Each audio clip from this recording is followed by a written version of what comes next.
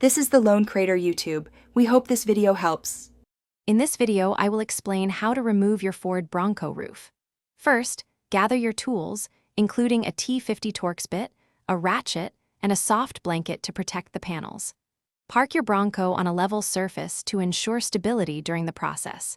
It's highly recommended to have a friend or family member assist you, as the roof panels can be heavy and awkward to handle alone. This preparation ensures a smooth and safe removal.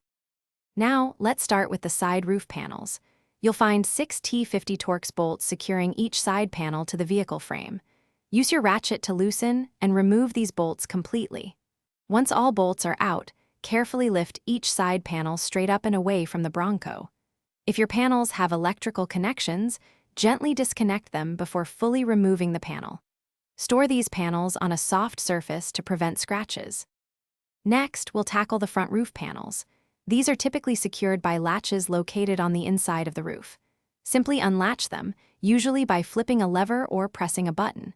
With the latches released, carefully lift each front panel straight up.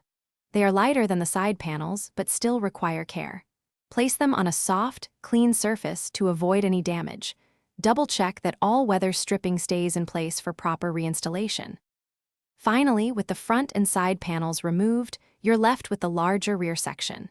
This part definitely requires a helper due to its size and weight. Carefully unbolt any remaining fasteners, then lift the rear section off the Bronco. Store all your roof panels in a safe, dry place, ideally on a soft blanket or stand, to prevent any scratches or warping. And hey, if you're looking to make meal prep a breeze, check out the link in the description for some fantastic leak-proof containers and other great deals. Enjoy your open-air driving. Thanks for watching. Consider subscribing if we helped you.